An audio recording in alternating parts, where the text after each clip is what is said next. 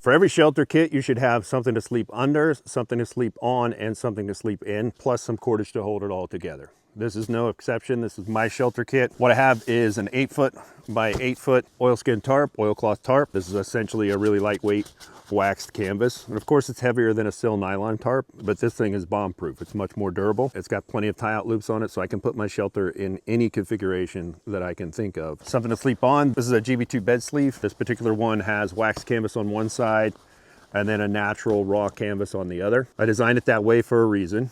If the ground is wet, then I can place the waxed canvas side down on the ground. That acts as a vapor barrier. If the duff that I put inside this, if I'm making a browse bed, if I have to put damp duff inside here to stuff it and make that mattress, I can put the waxed canvas up and that'll prevent that moisture from seeping into me while I'm trying to sleep on it. This is also one of the most versatile things you can use for a bed. It has, of course, snap closures that you can use to stuff it with browse and make a mattress. You can slide poles through this and make a raised bed. And then of course it's got the reinforced grommets on the corners so that you can actually hang this as a hammock. So really versatile piece of kit, really adaptable to the different types of terrain and environments you're gonna find yourself in. Something to sleep in.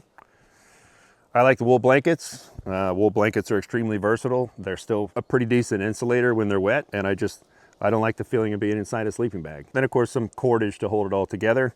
My Ridgeline system, the Rapid Ridgeline, I use a 25-foot section of paracord, and then that has smaller Prusik loops on it that are made with number 36 bank line. So I'll carry 25 feet of paracord on a Ridgeline.